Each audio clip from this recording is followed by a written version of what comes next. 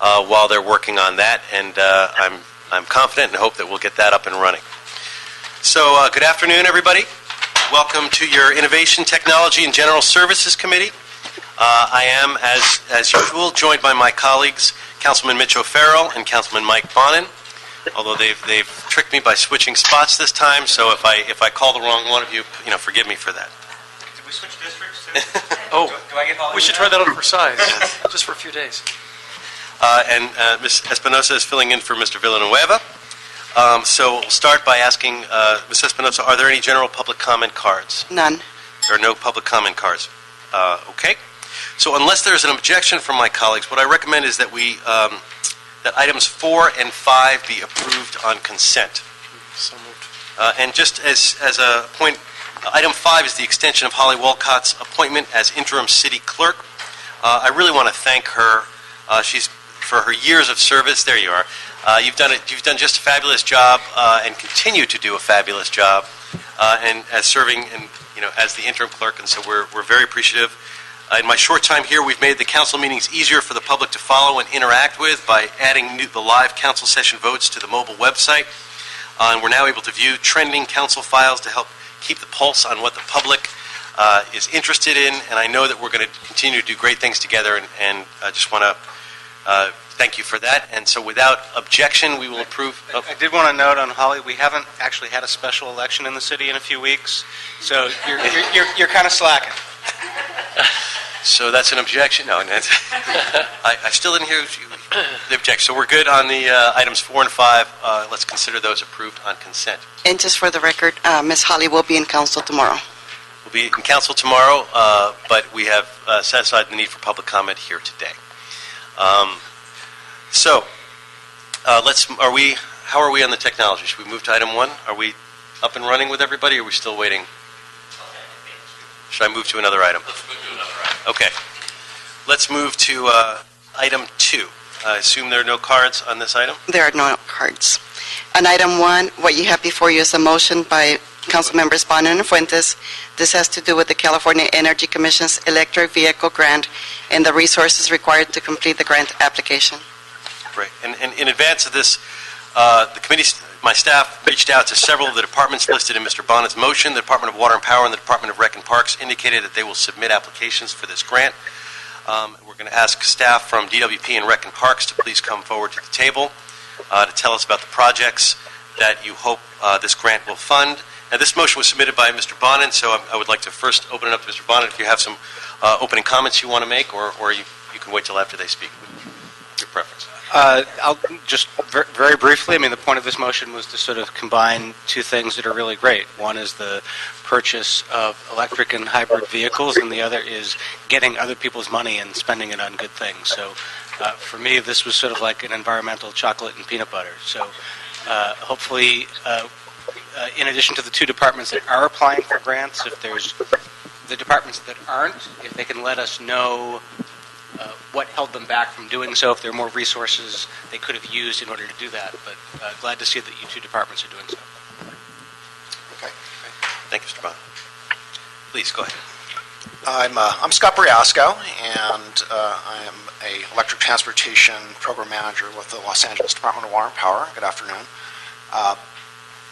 As indicated in the motion, the Energy Commission released this competitive grant solicitation for electric vehicle charging projects. The grant money is going to help facilitate the adoption of plug-in electric vehicles over a wide range of the California population. And the benefits of electric technologies are significant and many. They're noted in the motion. So a greener environment, reduced dependency on imported oil, improved customer efficiency through charging, and better use of utility assets. So the Department of Water and Power is really encouraged by this. There's a total of $6 million of grant funding available. The proposals are due February 4th. The solicitation is structured into 4 different categories, and the CEC will be awarding multiple grants within each category. And we are focusing on Category 1, which is destination charging, corridor charging, and workplace charging with public access. There's $4 million available in this category with a maximum award of $500,000 per applicant. So and for Category 1, public agencies and nonprofit organizations are the only eligible applicants. The other categories, 2, 3, and 4, are open to everyone. So we think that Category 1 is really kind of the right target. We at DWP have been pretty proactive about supporting and the introduction and utilization of plug-in electric vehicles. We've obtained a number of Energy Commission grants and other types of grants to really kind of support our efforts. So we have a customer rebate program, which is a residential program that was fairly successful. We've now kind of rolled that into a new rebate program that includes residential and commercial applicants. We've been out there installing charging stations at DWP locations and also working with other city agencies to install at city properties. So we're about 200 charging stations installed over the past couple of years. So it's fleet, it's public access, it's charging for employees. So our plan right now for this new application is to coordinate with some of the other city departments that are really interested in pursuing this. So we've started the dialogue even before the motion came out, talking with LAWA and libraries, LADOT, and others to really kind of pull together a citywide proposal. And we certainly would invite Park and Rec if they would like to kind of jump on board. We have a grant writer that we've just brought on board to kind of help us with the process. So it's a pretty lengthy process to go through the grant application. There are a lot of issues that need to be addressed in the application process. So we'll be doing that and submitting for the maximum award for this category is $500,000. So we figure for a charger and installation, it's really site-specific, between $5,000 and $10,000 per installation. So we're looking at somewhere between 50 and 100 charging station installations that will be included throughout the different city departments. And I can answer questions if you'd like. Thank you. About Rec and Parks, and then we'll open it up to questions. Good afternoon, council members. My name is Kathy Santo Domingo. I'm the superintendent overseeing advanced planning, construction, and maintenance with the Department of Recreation and Parks. When we first looked at the grant application, as my colleague mentioned, there are 4 funding categories. Our grants administration section has reviewed the application and looked at what categories recreation and parks would qualify for. Basically, the 2 categories would be the public and workplace access and also the workplace-only access. So that being said, we looked at our ongoing projects, and there's 2 immediate projects that we know would fit into this category, and those are basically the Woodland Hills Recreation Center, which is currently in design through Bureau of Engineering, and also the Whitsett Park synthetic soccer field projects. Both of those projects are partially funded, and they're going forward. Woodland Hills is a little bit further in design. Like I said, it's with Bureau of Engineering. Whitsett Park is basically in the master planning process. That being said, it is anticipated that we would be including the charging stations in that design plan. Now, just for reference, in terms of these new projects that it's going forward, it is part of the Green Building Code for all of our facilities to be compliant, and we're required to have 5% of our parking spaces to have this available. So those are 2 projects that we've defined to date that would qualify for the grants, and we've looked at the categories, and we think we have a strong application for these 2 facilities. It's wonderful. They're great facilities, and one of them is actually right around the corner from my house. I know it well, and I was excited that it's included in the code that you have to do it, but it's great to be able to offset some of the costs to be able to apply to this, and that's the kind of thing we should be thinking about throughout the city of not just where it would be great, but also where we could get a cost savings. For me, and I really appreciate Mr. Bonner bringing this motion together. For me, this is, I love this motion because for me, it's like, throwing the football down the field and then catching it yourself, because I was involved on the state level in some of these very incentive programs, getting them off the ground, and in fact, 4 or 5 bills having to do with electric vehicles. It's always been a passion of mine. In fact, I have an EV on order that I'm hoping to get soon. But it's a great way for the environment, to reduce our dependency on foreign oil, for all sorts of things. We need to be incentivizing them, and getting the city to take this proactive action is very important. So thank you both for what you're doing, and Mr. Bond, and open it up to questions. No questions. Just want to commend the 2 departments for moving forward on this. In particular, Rec and Parks. I think for Department of Water and Power, this is sort of it more in your wheelhouse, and there's sort of been a tradition of strong leadership on this for a number of years. For Rec and Parks, I'm really glad to see that the department is jumping forward and getting on this. I really, really appreciate it, and I think the department and you and your leadership are to be commended. Just real quickly, I also want to commend our colleague Mike Bonin on his leadership on this, and also you, Mr. Blumenfield, for the work that you did at the state. And now that it's coming to fruition, just a concern, but the deadline's the 28th, so it's in a couple of weeks. Are we in good shape on submitting the application package? Our staff is working on the application package. It is quite complicated, and I'm glad Department of Water and Power has extended their assistance. We certainly have some questions, and perhaps after the meeting we could exchange information on that. Our grants writers and our grants administration staff have been successful in submitting other grant applications. So at this point, I'm fairly confident that they could meet that deadline. All right, and so the submission will come from Rec and Parks. All right. We're also very confident that we'll meet the deadline. They actually extended the deadline by a week, so it's February 4th, I believe. So it's a little bit of extra time, which we desperately need. So it's a lot of work, but we'll definitely get there. Terrific. Thank you. Great. So without objection, this item will move forward. Adopting this motion. Now, how are we on the, we're good to go? Okay. So let's move then back to Item 1. For item 1, you are going to have a verbal report from the General Manager of the Information Technology Agency, along with representatives from other municipalities and industry leaders. This has to do with the discussion and the development of Los Angeles Community Broadband Network. Great. Now, this is an exciting item for a number of reasons. You know, both the topic is something I know that all of us are passionate about in terms of getting the city both Wi-Fi and broadband, but also using the technology. This will be, if this works, it'll be the first time we successfully used the video conferencing technology in a hearing like this, so we're breaking a little bit of ground here, following on Mr. Bonin's push for the same thing.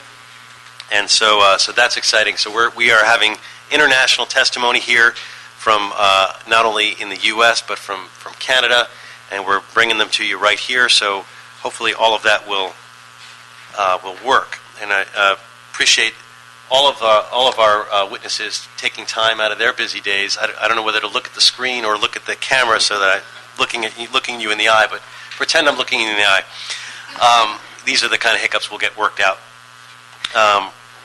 But why don't we start by having Mr. Renneker, our own ITA, give us a little overview of the item and where we are on it, and then we will move to each of our witnesses for some brief comments, and then we'll do questions of the group after that.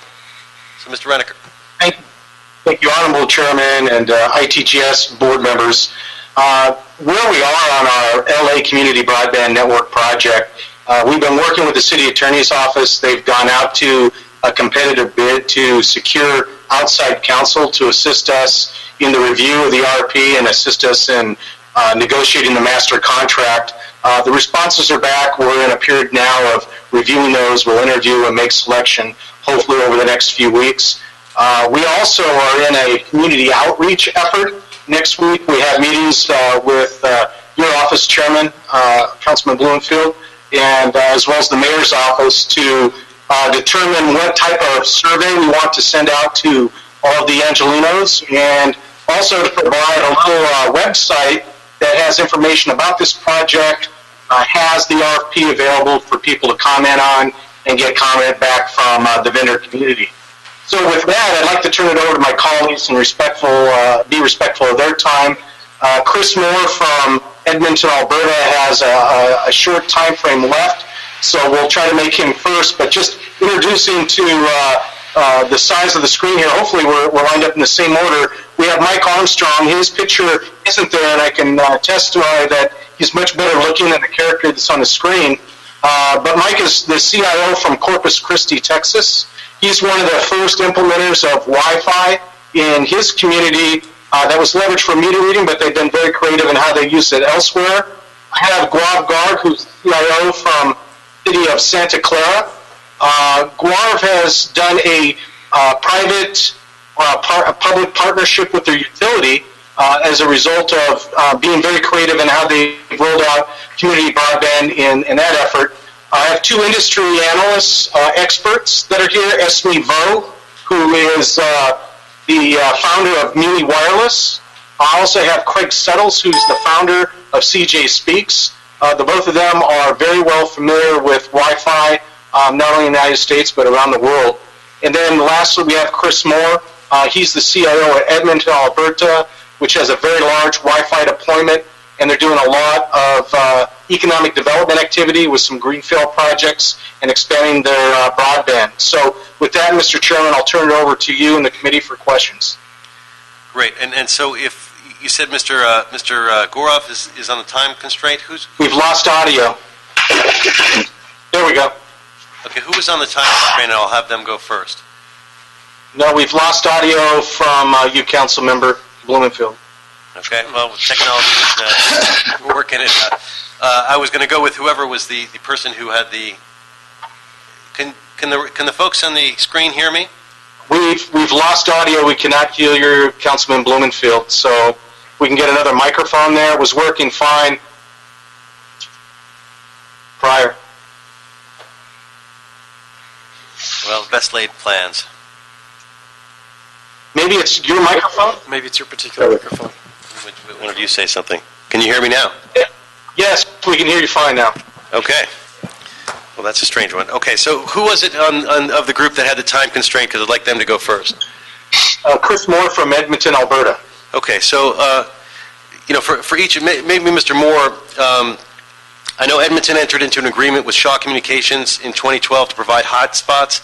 Maybe you could tell us a little bit about the relationship and why the city decided to use that type of partnership approach, and anything else that you think we should know to make our efforts more informed. Mr. Moore. Yes, I'm going to use this mic. Oh, Okay, can you hear me, Mr. Mayor? yes. Thank you very much, and thank you very much for the opportunity to appear before you, and congratulations on your leadership in taking this very innovative approach. We have always been focused on something that we call digital inclusion. A lot of people talk about bridging the digital divide, but what we're trying to do is make sure that Edmontonians have access to the internet and to technology, not just to access city services, but also to advance their own knowledge and to interact together. We have had a city-based wireless in all of our facilities running on our infrastructure since 2008. Our work with Shaw is unique, and we are the first city in Canada to do that. They're a carrier, much like any carrier in any city, and their proposal to us was to build a Wi-Fi infrastructure using our facilities, but also on our poles, in our LRT, in tunnels, and also in parks and other spaces, mostly focused on where people gather. And the approach that we took with them was, you could call it a P3 possibly, but one of the things that we said to them was, instead of taking a traditional approach where we would charge you for a full access fee, or where we would charge you for a fee to be co-located in our building, what we basically said as we were discussing and negotiating was, if we waived the fee and didn't charge you the fee, would that give us other opportunities? And so for us and for them, it allowed us to plan a 1,600 access point network, because when we weren't charging them, an ongoing fee to be in our facilities, it sweetened their business plan and the opportunity for them internally. And for us, it was not about collecting money for those facilities and services. Our primary focus was what we've been talking about is digital inclusion and getting the Wi-Fi network out. So the approach we took was something, it was a bit of a challenge internally because traditionally we've always charged an access fee. And so, we had conversations with the executive. We had the ability to approve that under our city manager, but we chose to take all of the information to council so they were aware, and also for our staff to be aware that this was, very unique and a different approach. We are still keeping track of the costs that we are incurring because it still takes time to do drawings, to do site visits, all of the health and safety matters. So there is a real cost for us, but we decided to waive those fees so that we could have a true partnership. The other question that we dealt with as we were working through the details was, well, what if other carriers come along? And so we signed with Shaw non-exclusive, and so we are open to discussing other opportunities with other carriers, although the other carriers are more focused on cellular service than Wi-Fi. But that's how we ended up with our partnership with Shaw as a carrier. Great. Well, thank you very much. I have a bunch of questions for you, but what I thought we'd do is go through each of our witnesses and then come back and we'll ask questions of the group or to the individuals. So next, I'm not sure who's on the main screen right now. Is that just? Oh, well, I guess we can go to Michael Moore. You had Mr. Renneker had him first on your list from Corpus Christi. Michael, are you there? Sure. Can you hear me all right? Yeah. Basically, want to learn about how the city staff in Corpus Christi has been able to utilize the wireless network to better serve its community, the quantifiable cost savings that you've had, and questions like that. If you could give us a little overview, and then we'll come back for questions. Sure, I'd be glad to. As Craig and Esme know, we've been in this for a long time. We began planning the network in 2003, and it actually went live in 2005. It was built specifically to handle traffic for automated meter reading, and we discovered very quickly that was a very, very low bandwidth use. So we had additional bandwidth available. We advertised for someone to manage the additional bandwidth for us. The only response was from Earthlink at that point, if you all remember that name, whose proposal was simply to buy the network, which they did, for $5.1 million, I think. I came here in 2007, and the month I got here, Earthlink announced they were getting out of the business. So my first job was to negotiate the return of the network to the city, and keeping the $3.5 million, of course.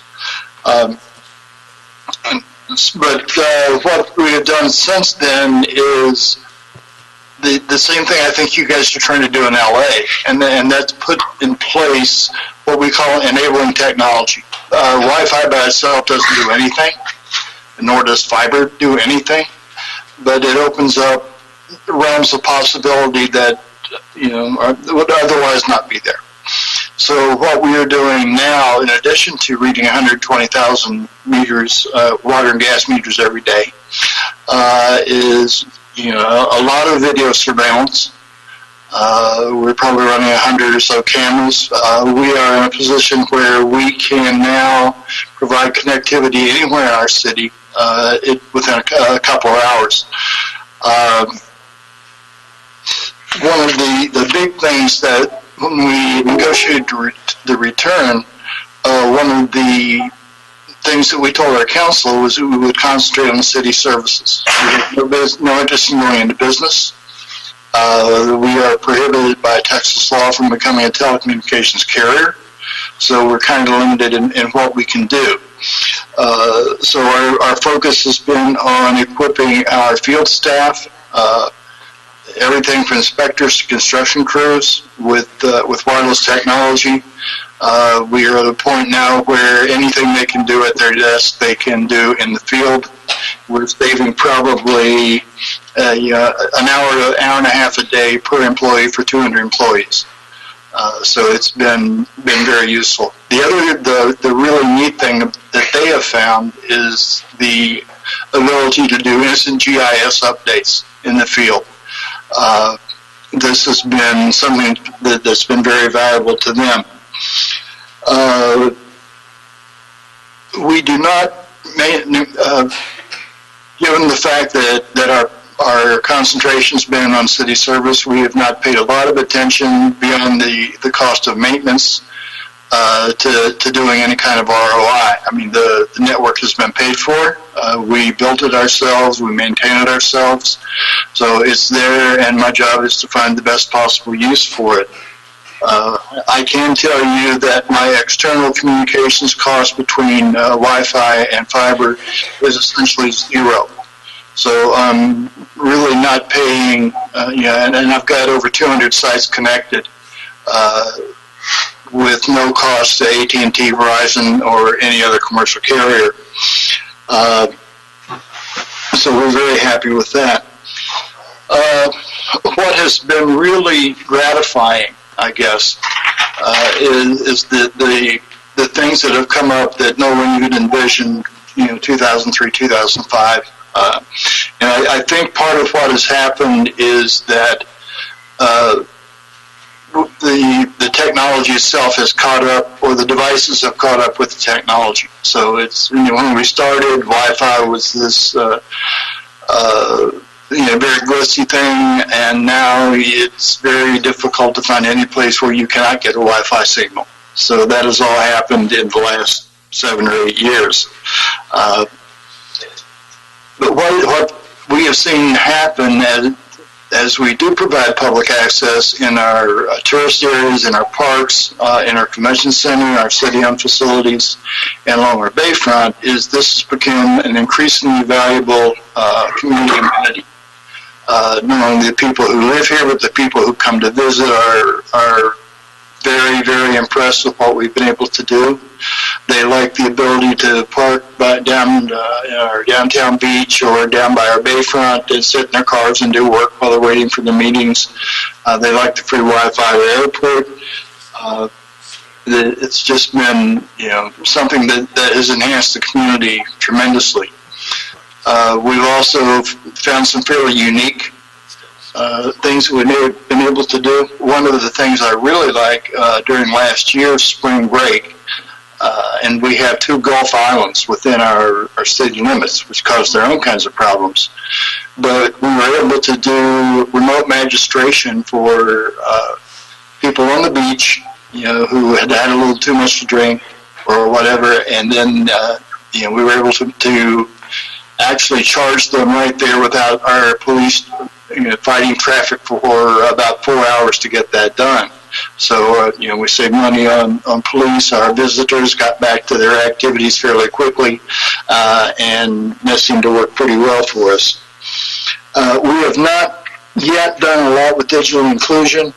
We have, however, within the past week, actually been contacted by one of our educational institutions who are rolling out a citywide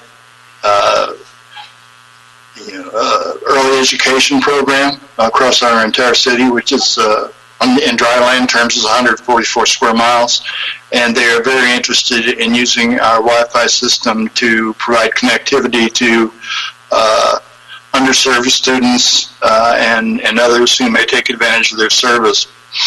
The other thing that has been that I found very satisfying is that we were able to leverage this particular, the Wi-Fi and fiber networks we have into a partnership with Texas A&M, the Aggies. So if anybody's a UT fan, don't worry about that too much. But we were participants in a project funded by the federal government in the Broadband Technology Opportunities program, that connects 14 campuses from Texas A&M all around the state. So we now have access through their internet to connection to virtually any place that we want to be in Texas. And aside from the fiber we already had in place, our commitment was to provide Wi-Fi service to the Texas A&M campus here in town, particularly for their students and guests who, find it kind of difficult sometimes to go through the authentication process of their own Wi-Fi system. So it's like any network, the longer we use it, the more valuable it becomes. And as other technologies progress, we find different ways of leveraging those things with the infrastructure that we have. So I'll be happy to answer any other questions you might have. Great, thank you very much, Mr. Armstrong. And we're gonna come back to questions. We're gonna sort of go through the list. I think the next person on the list was Gaurav Garg from Santa Clara. Can you hear me? Yes. Good afternoon, committee members. Real pleasure, and my peers. Steve and I go back about 20 years. So, Steve, this is a special honor and appreciate the partnership. Oh, very nice. A little background. The city of Santa Clara, we are very fortunate to have our own electric utility. And by virtue of having that electric utility, in about the early 90s, they started connecting substations together. And so that dark fiber initial implementation has grown into a fully fledged dark fiber leasing service that we're connecting to businesses, and we have fiber up and down the city right now. And that has been a very strategic initiative that is now furthered into Wi-Fi implementation. And so I'm joined by my colleague here, Larry Owens, who is the customer service manager for the Silicon Valley Power, our electric utility. And so before I turn it over to him, a couple of other notable things. By virtue of having that dark fiber, we've now connected all city locations and facilities, all 33 of them, to diverse dark fiber with a 10 gigabit backbone. And that's allowing us to do some amazing things that we could not have done in the absence of having this dark fiber plant. And so it's used by the public, it's used by city staff, it's used by first responders, and so then, just like Michael talked about, those uses kind of grow exponentially from there. So with that, let me turn it over to Larry. Good afternoon, committee members. I'm Larry Owens, and I work for the electric utility in Santa Clara. We call ourselves Silicon Valley Power. And just to build on what Gaurav is saying is that we started fairly long ago, over 10 years ago, putting fiber optic into our territory to support our electric utility needs, and grew that business over time. And I think a key element that I'm hearing today is the evolution of the use and the expansion of the use of various communication technologies and how they build on each other. And the story is completely that for Santa Clara. From the fiber optic network, connecting not only all city facilities, but we also connect all city schools. And the importantness of that is that took that fiber optic and expanded it throughout many areas of the city. Particularly, it expanded it into the residential areas of our city, hooking up schools and fire stations in particular. So that's one element of our communication background. And then we move into the wireless space. We had a company in our territory, Metrify, many of you probably remember that, who went bankrupt in 2009. On the way out the door, we purchased their equipment for pennies on the dollar, about $200,000 for a little over 200 access points. But it was also a full-fledged service for our community.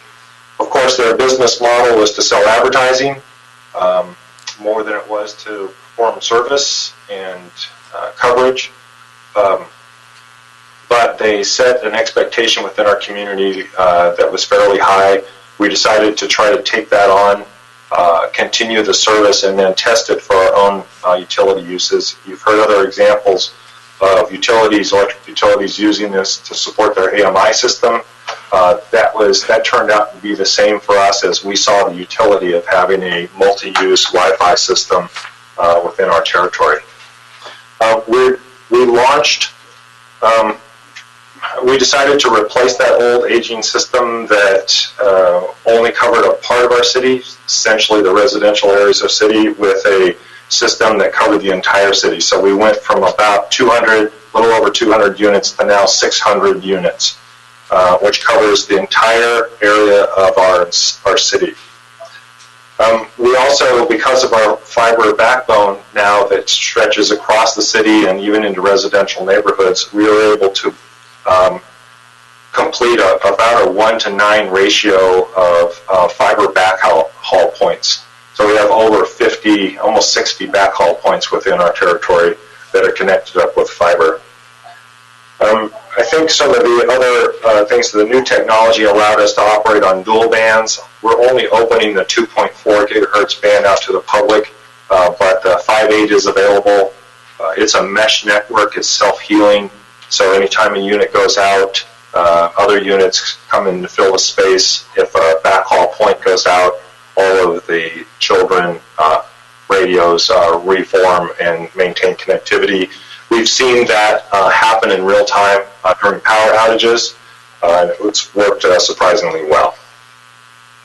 We currently have 6,000 active users, although there are 20,000 MAC addresses that connect to the system passively every day.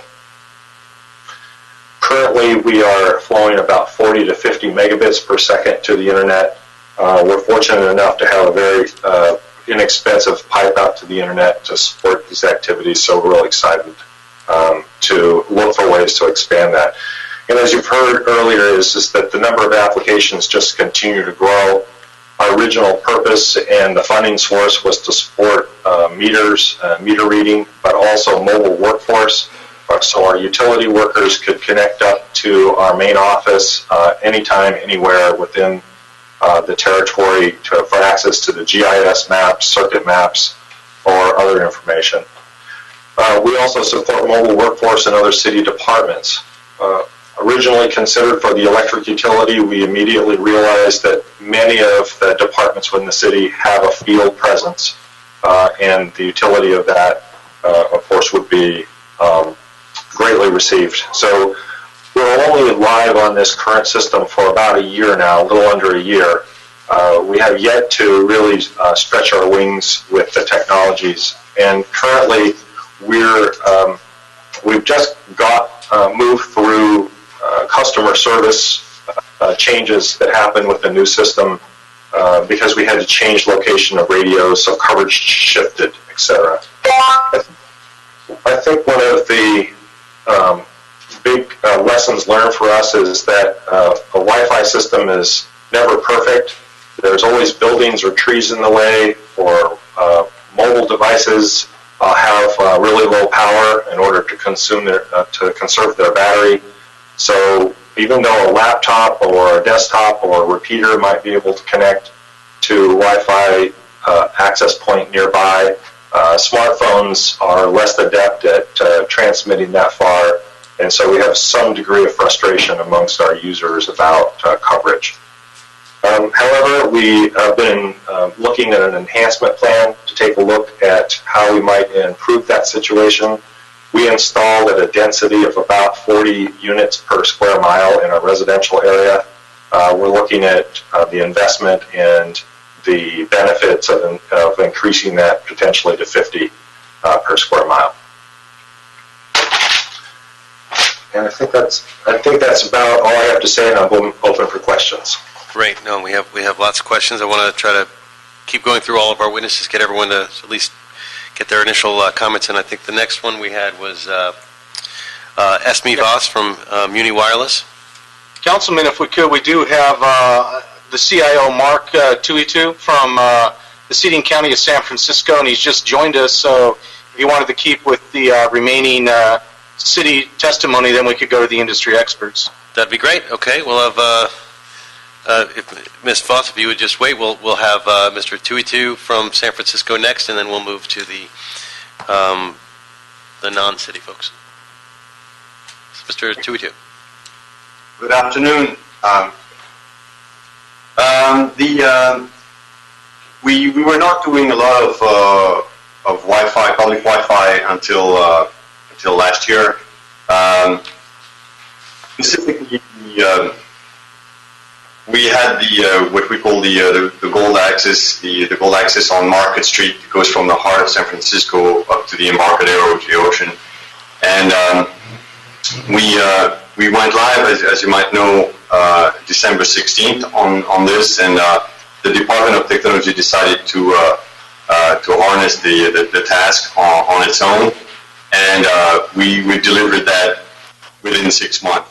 So the result is very good. We decided to provide high capacity Wi-Fi, and to do that, we partnered with on the network side. Network provider offered us the access to the internet, and we partnered with workers for the access points after testing different devices. So, yeah, the lessons learned for us on the Market Street project is that we are able to go, I would say, spectacularly faster when we work between us, the family agencies, if you want, Department of Public Works, the PUC, MUNI, and Department of Technology. And it might sound like maybe naive or trivial, but I'll tell you the enthusiasm that was created by having the city pull together to score that Market Street. It's inspiring, and also for the project to come. So we run about 130 miles of fiber. Part of the Department of Technology also monitors the public safety alarms in the streets of San Francisco. So when you pull together all the assets of the public buildings, the siren poles, the fire department, the SFPD, then you realize that you've got a fairly comprehensive grid over the city that allows to create a digital blanket over San Francisco. So Market Street's done. Now we're attacking the public parks. So we've got about 200 parks, and we are going to do the first 30 of them in the next few months, and take it from there. So of course there are a few things that we're able to leverage because of the America's Cup. We were asked to deploy a lot of fiber, and that creates some low-hanging fruit from us. The dark fiber is also very interesting for a number of people in the city. We've got 143 schools, and also they're hoping to leverage the network. And 5 years or something ago, we had brought Wi-Fi to the Housing Authority.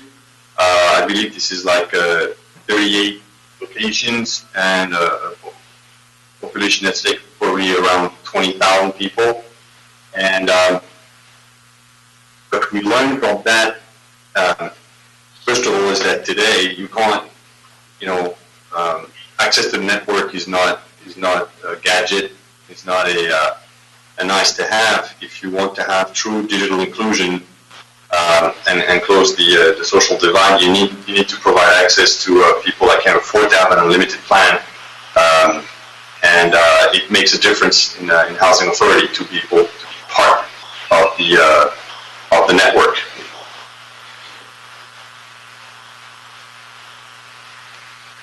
So of course, there, if you want to know more specific things about either what we have done or what we plan to do. Great. Well, thank you. This is very informative. We're gonna finish our other witnesses, and then we're gonna come back with questions from my colleagues and myself. So thank you. So we've heard from the various municipal folks, and if we could hear from Esme Voss, and then we'll hear from Craig Settles, and then we'll do some questions. So Ms. Voss. Okay, I'll start by asking if you have any questions for me. Well, we want to just get your overall experience. Maybe tell us the important steps that you've learned in terms of implementing this type of initiative, and some of the you've been involved with it. Some of the lessons learned or best practices, maybe that you could share with us briefly, and then we'll come back and do some questions of the group. So. Okay, there are two places where I've seen people succeed very well. In the United States, because I've surveyed actually cities all around the world, but in the U.S., possibly the most successful large-scale citywide Wi-Fi network. And maybe just also for the benefit of my colleagues in the audience, tell us a little bit about yourself and what you've been working on to provide the context. Okay, my name is Esme Voss. I started a website called muniwireless.com in 2003, basically to survey all the cities around the world that are doing very large-scale Wi-Fi projects. And, based on that, I put together a lot of information on the website. I had conferences, seminars, webinars, and a quarterly magazine. And so I know more or less what's going on in different places in the world, including, the United States, and have seen what has succeeded and what hasn't. So based on that, I would say in the U.S., the one city, very large scale, that has succeeded is Minneapolis. And when I say succeeded, they deployed it, more or less 80% throughout the city.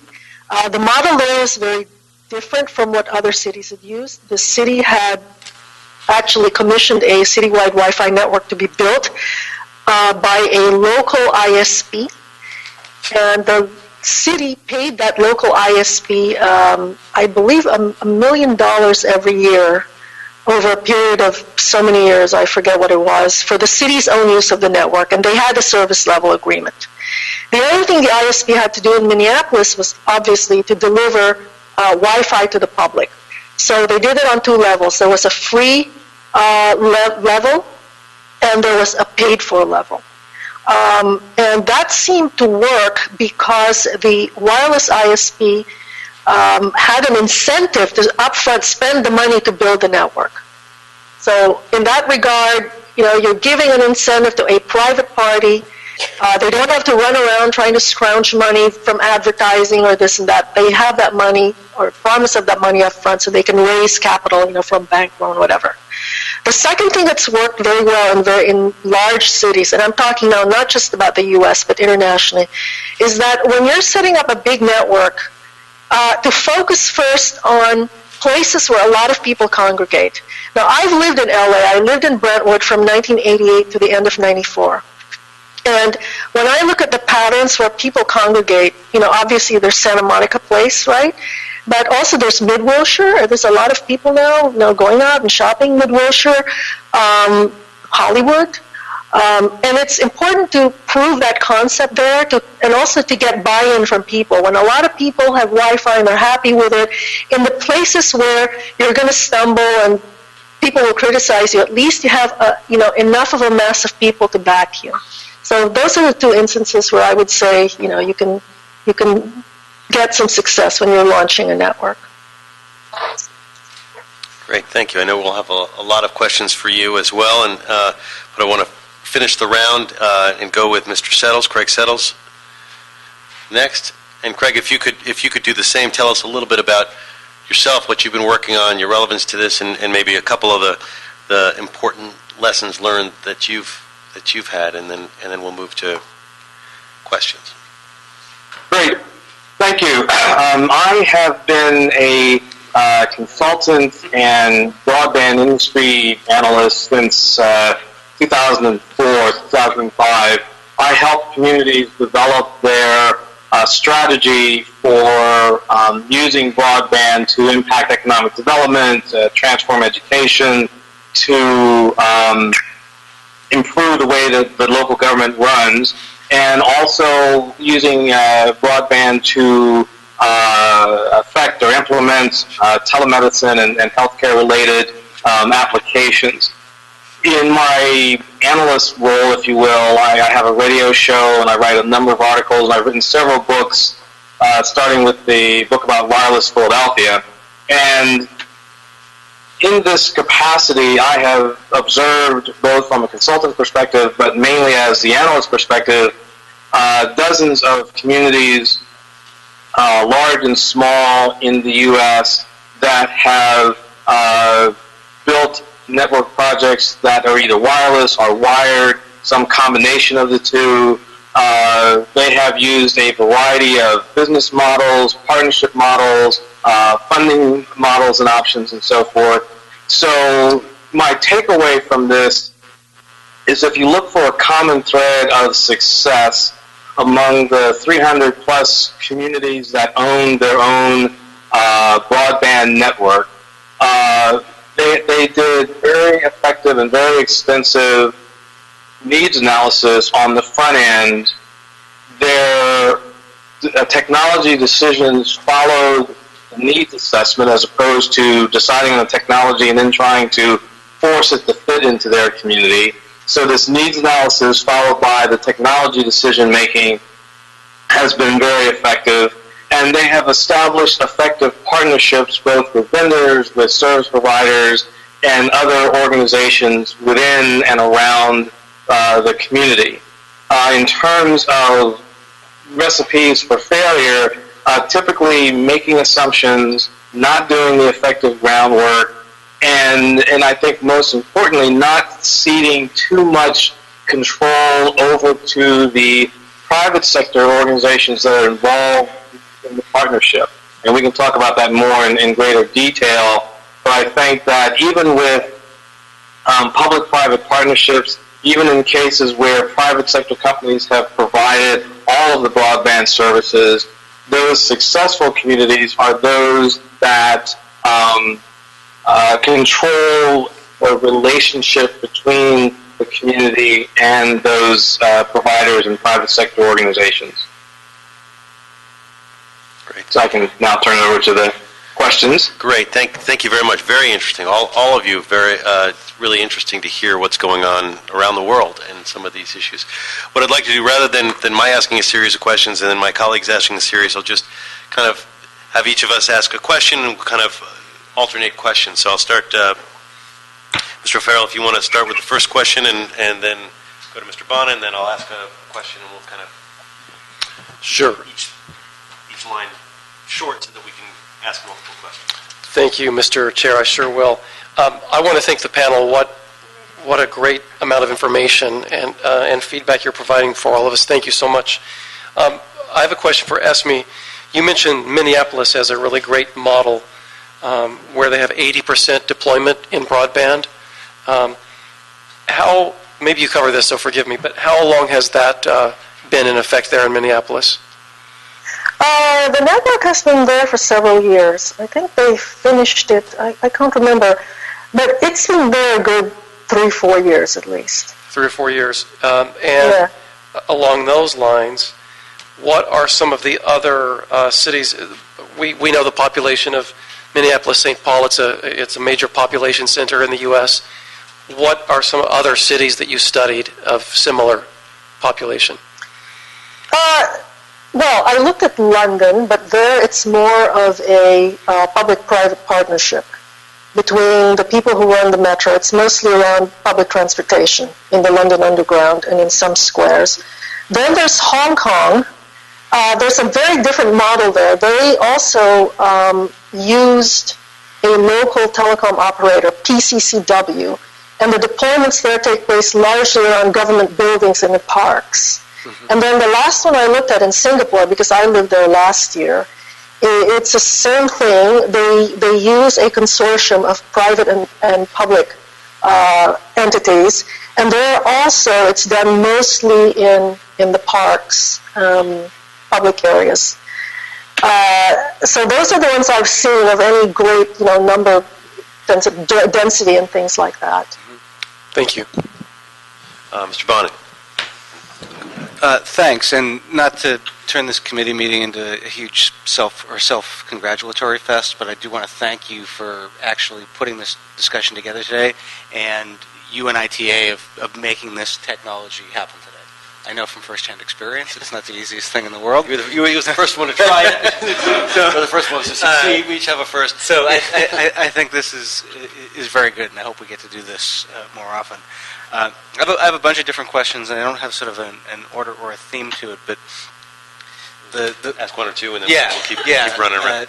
So this may not be my most important question, but the one I want to ask is, we have our city is very different geographically, population-wise, than a lot of the other cities.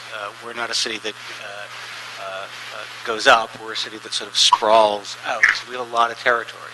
So it would be extremely difficult to sort of do our city all at once. And some of you talked about the ways you started in population centers. But we're going to have to make a lot of choices about how and where we do this. So I guess my first question is, what have you found out about what people use the Wi-Fi for? Is it for work-related purposes? Is it for entertainment? Are there people who don't otherwise have access to cable television, so they use it for streaming of entertainment purposes? Or is it more folks surfing the web and using it for email? Are you addressing me, or we should probably give it the way it is directed toward one of the panelists, or whoever wants to speak out first. I think we can do it that way. So. I can just very briefly tell you what people are using. I've seen this in Hong Kong, Singapore. It's mostly they use it primarily for a lot of streaming video. They watch little clips, especially sports. And then the second thing they use it for is playing online games with other people. And then they'll check email. Now, a lot of these people also have, data subscriptions, right? They have phone plans, but they don't want to exceed the data limit on their phone plan. So they'll go between Wi-Fi and the phone plan. And, most of the people now have very large sort of Samsung, LG phones, bigger than iPhones. And they really use it for streaming. Yeah, if I could say something, this is Michael, by the way. Yeah, please identify yourself, because it's confusing with all the names and faces. So go ahead, Michael. Yeah, Michael Armstrong, sorry. Just something I found very interesting. I spent the Christmas vacation with my wife's family, and we rented a house in Gulf Shores, Alabama. There were 11 of us, including 6 kids. I think between us we had nearly 30 electronic devices. The biggest argument, which began day one, was who was hogging the internet. The ubiquity of different kinds of devices, I think it fits the Wi-Fi model very well, because Wi-Fi doesn't care who made your device. Whether you're using a tablet, whether you're using an Android, whether you're using an iPhone, they're all going to work. And but I think as one of the things that we are seeing, and going back to Esme's point about where people congregate, you have to be very careful in design, because there are limitations to what your access points can deal with. So at the City of Santa Clara, this is Gaurav Garg in the City of Santa Clara. We use that Wi-Fi service in most diverse kinds of uses. First of all, it's capped at 3 megabit today, so that does create a barrier to doing multimedia, multiplayer streaming video with multiple people playing games and all that. With that said, it is deployed in our city council chambers, in our city library, in all city facilities. We have in our city library, for instance, people parking all around the city library, even when the library is not in operation, using that service. Whether it's email, whether that's their only internet connection, possibly, or something like the Art and Wine Festival, again going back to for concentration of people during events, and people are tweeting, people are live posting pictures, I think a lot of pictures, and in fact the city created its own Pinterest and Instagram feed and street feed. So we were seeing a lot of buzz and activity. In fact, that promoted those city events by just getting more and more traction. And I would add two things to what Guerrero said, is that when the local university is out of session, our user base drops by about 10%. So we know that students in particular are active on our system. We also know that from the number of customer calls we get for coverage and assistance, we have a tremendous senior citizen clientele on the service who are very happy to get this free service. And we currently are trying to do a study on the Wi-Fi use in our low-income areas as well. Right now, our low-income customers can, before the Wi-Fi system, they would go to the library to use the internet, to pay bills and to do things like that. Now they can find access points out on the street. I think, and just one more thing I want to slip in is that this is Wi-Fi that we're talking about is a combination of indoor and outdoor. So each of them have their own defining characteristics. So depending on what you want to launch, they're actually treated a little differently. So just add that. Thank you. And I want to follow up on the question, or follow up on one of the responses, and then sort of a follow-up question. Mr. Gurov, you said that you're limited to three. The speed is limited, and I'm assuming that that's a legal limitation and not a technological one. Could you tell me a little bit about the limitation that you and maybe other folks have? And then the secondary question is about uses and whether you've seen having the Wi-Fi drive business in your areas, respectively. So the 3 megabit limit at this point is more our own self-imposed limitation that we've put in as our cautious approach in putting our toe in the water. But one of the things we are already starting to talk about is implementing quality of service. So first responders and city staff would get a much higher threshold than Joe Public. With that said, we don't have a legal implication or limitation. And I know Steve had talked about some of those limitations that you have in LA with some of the private providers. So we don't have that.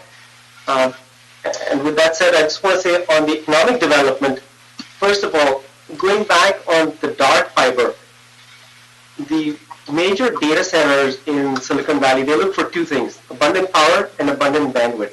And we're providing both of them at an incredible price. So now we've got about 25 data centers lined up within the city, huge economic development engine.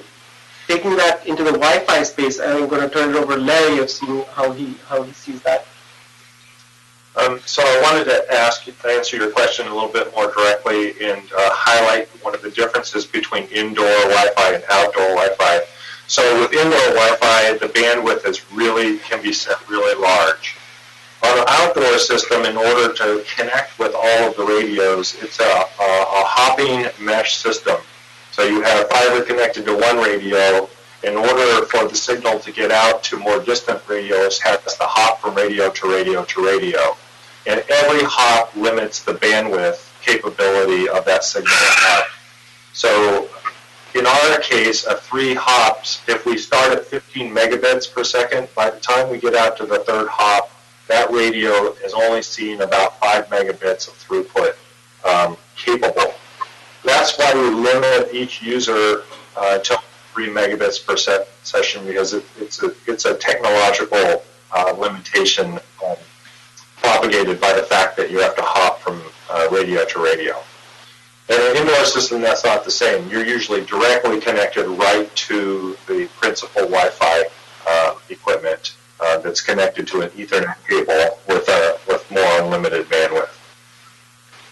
I'm curious if any of the other panelists have had a limitation other than the technological one, legal or otherwise, that we're sort of worried about in Los Angeles. In San Francisco, we decided not to cap it, so it's designed for high density and high capacity. So depending on how close you are and how many people are using it, I mean, you might very well get 150 meg access. We consider that anything around 1 meg of upload and 2 megs of download is good.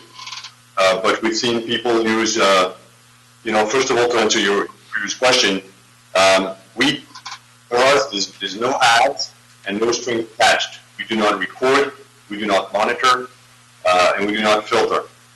But this said, on the survey that we've taken with people asking them how they use the service, in the Kyoto Open Housing Authority, I think I covered that a little bit, that other than the normal entertainment that we heard the other families talk about, you've got doing your homework, looking for a job, but in the street, you have access to city services, your next bus, your restaurant.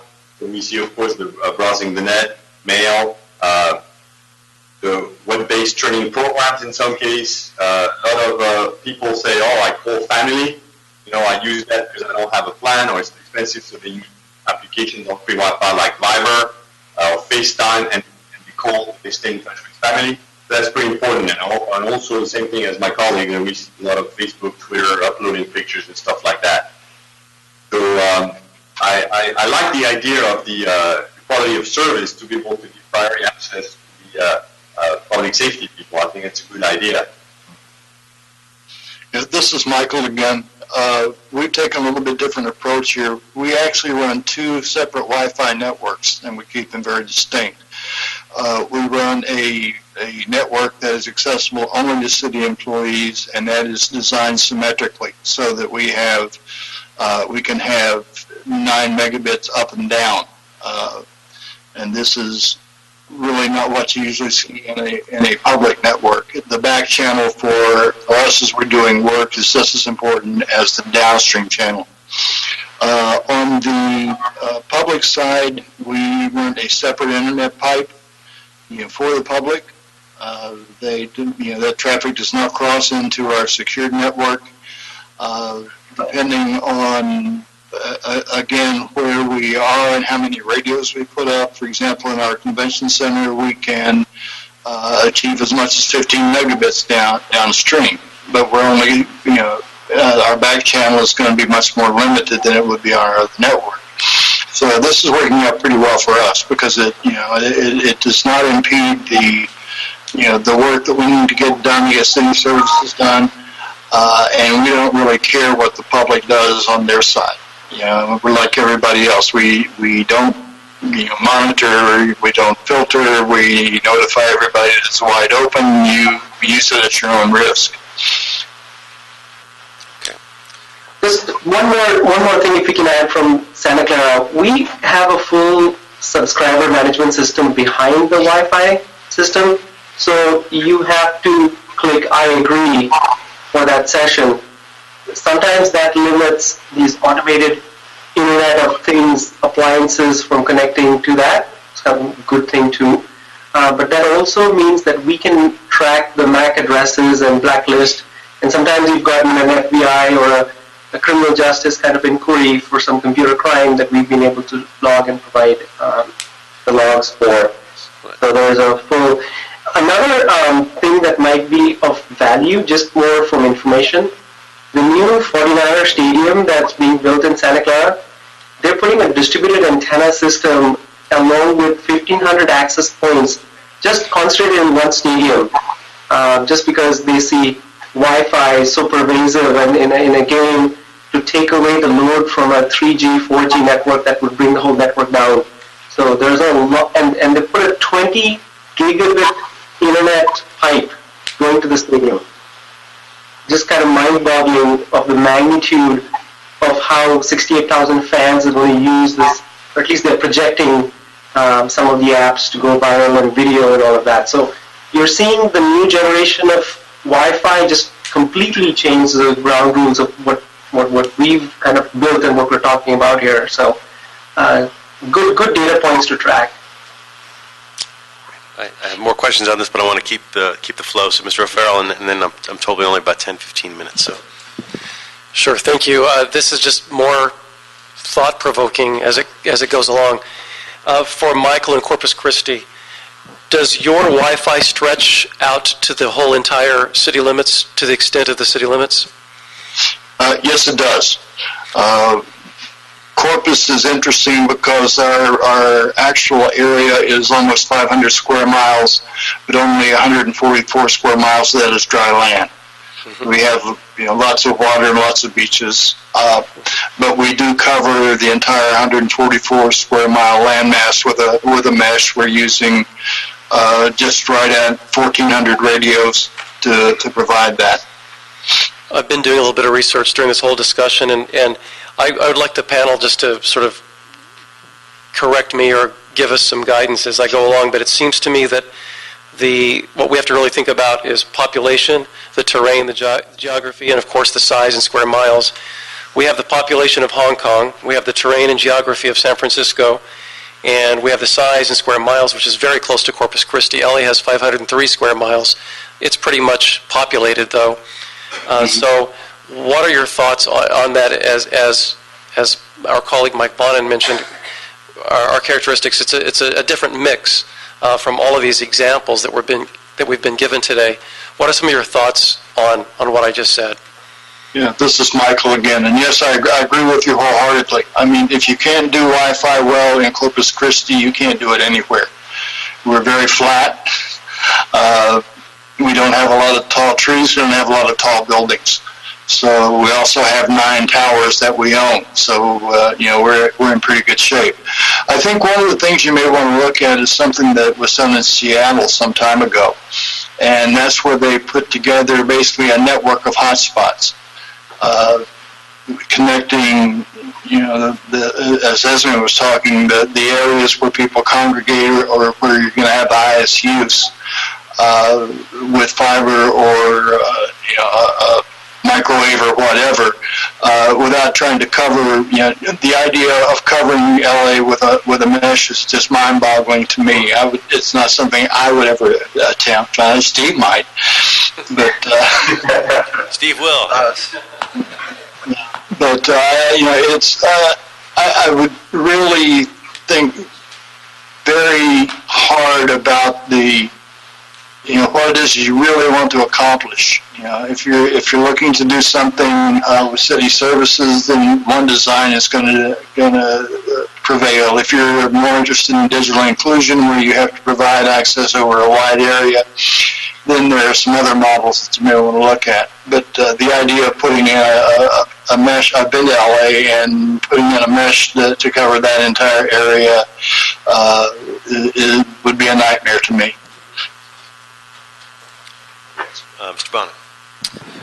Thanks. I guess this question would be to Esme, since it's a bit comprehensive. A big hot issue that was even in the news today is net neutrality. And a lot of service providers want to be able to give preferential treatment to stuff from certain places. And I'm wondering if any municipalities anywhere have tried or been successful at requiring that the service provider for their jurisdiction adhere to net neutrality standards. From the RFPs that I have seen, most do require net neutrality. So it can be written into the RFP. Great, thank you. I was curious, something Mr. Edmonds said about other city assets. You mentioned waiving fees, and we're sort of at that stage where we're looking at all of our city assets to see what we can put up on the table in exchange for a partnership. So I'm curious what other assets you put up, and then also open that question up to the rest of the panel if there were any other assets that were particularly helpful from a city municipal perspective that helped sort of close the deal in the end of the day, or that you think might help close the deal. Or did we lose Mr. Edmonton? sorry, was that for me? I apologize. Yeah. Okay. Yeah, I think the things that have been valuable to us are threefold. One, I mentioned we own 9 radio towers that go up 250 feet. Those are attractive only for our own uses, but of course we rent space to carriers on those. We use our own buildings to the greatest extent possible as mounting assets. The other thing is that we have a very good relationship with our electric utility. It's the only one we don't own, and it's the one I really want. So we do have a pole attachment agreement with AEP, and an awful lot of our radios are either on light poles or on street light poles or on traffic standards. So and that's probably as you're building and even designing a Wi-Fi network, the mounting assets become absolutely the most crucial piece. Because you do have distance limitations and you do have redundancy requirements, and being particularly in the more rural areas that we have, that is a major problem. Well, we're sort of at the time where I promised folks I don't want to take you beyond the time that you committed. So I before we close out, I guess I want to just open up the floor to Mr. Renneker. If you have any sort of being our ITA guy, if you want to weave it all together, or if you have any particular comments, I wanted to give you that opportunity before we close I just wanted this to thank all my colleagues and the industry experts for spending a lot more time than we had originally planned. So thank you all, and I'll definitely be in touch with you all and keep you apprised of where we are in our project. Great. Well, thank you, and I want to echo your gratitude to all the folks who have beamed in from around the world to help us with today's discussion, and we're going to continue that dialogue, and we want to learn from those of you who've done this or attempted some piece of what we're doing, so that we can be very successful here in LA, as we're taking on a pretty monumental challenge, but one that can really move the city of Los Angeles in a quantum leap, and not just technologically, but on many other fronts. So with that, I want to again thank you all for participating, and we're going to move on to the next item. This was an informational item. I don't believe there's any vote. On this item, there's no vote. There's no vote on this item. So again, thank you, and we'll now move to the next item. So the only item remaining will be item 3. Okay. And what that is the Information Technology Agency has submitted a report in response to a motion from Council Members Blumenfeld, Englander, and Bonin. And this has to do with an assessment of the MyLA 311 customer service platform and the ability to be used as a single portal access for city residents. Great, thank you. We have Mr. Wolf here from ITA. Good afternoon, Council members. Mark Wolf with the Information Technology Agency. The report before you was submitted by ITA in response to the motion regarding how the MyLA Constituent Relationship Management System can be leveraged to create a single portal for constituents with the unified view of all of their service requests. And before we get into details, just as way of background for the MyLA 311 CRM project, the first phase of this project was kicked off in this past October, and the scope encompasses implementation of a CRM system, a service request system, that will eventually be deployed as a citywide system, but with the initial phase 1 scope on Department of Public Works services. The first phase of the system is targeted to go live by the 4th quarter of this year. And as I said, it will be expanded in subsequent phases to include expanded city services. This system and its components can be leveraged by not only existing systems, which can be partially re-engineered, it also can be utilized for other citizen-facing systems, and it will again be able to create a single portal experience for constituents, which will make it easier for them to access their city services. So it not only provides a common system and experience for citizens, simplifying their use of the system, but it also can help reduce future costs for both infrastructure and staff support. MyLA CRM platform can be used, should be used as the standard platform for all service request systems that are implemented in the system, in the city.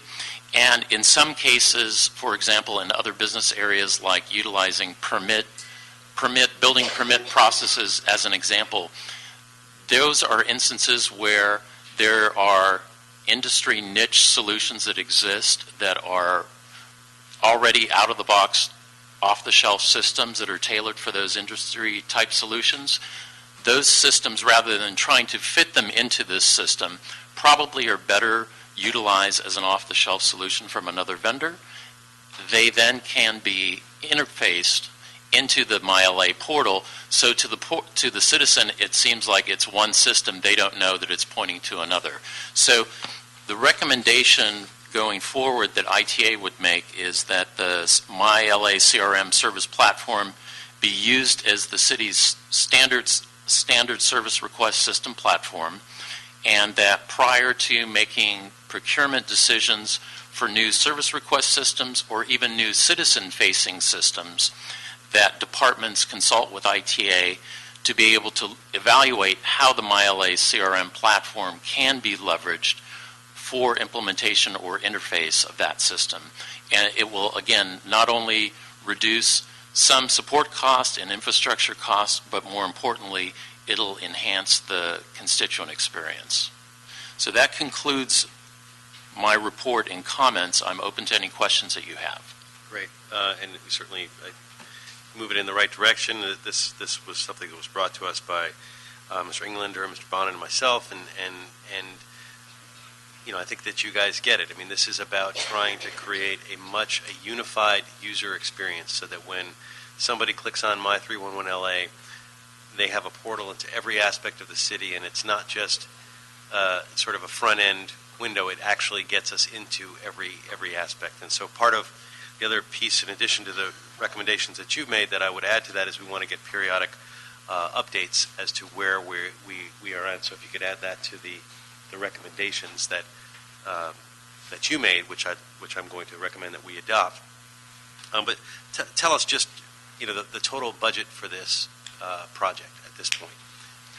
The total budget that has been allocated starting in fiscal year 12-13 and a second allocation in budget year 13-14, in 13-14 is a total of $5.5 million. So that is covering all of the services for the Public Works bureaus, and we'll also be able to expand to a few more services that will work with the Executive Steering Committee and ITALC in this committee on nailing down as we proceed further in the September timeframe. Mr. Brown, do you have any? Well, this is a great item. We've talked about it a lot in the past, and without objection, we will move forward on the recommendations that you put forward along with the addition that I added. And on the updates, do you wish to have them every 3 months, every 6 months? When do you want them to come back? Sure, every quarter. Every quarter? Okay, thank you. And that's subject to change if people, if we can change that. But that's just to give us some baseline. I see Mr. Reneker has come back from cyberspace and is now with us in the flesh, so we appreciate that as well. So without objection, that is ordered, and I believe that is the last item. That is the last item. Wonderful. Then this meeting is officially adjourned. Thank you all very much for being here.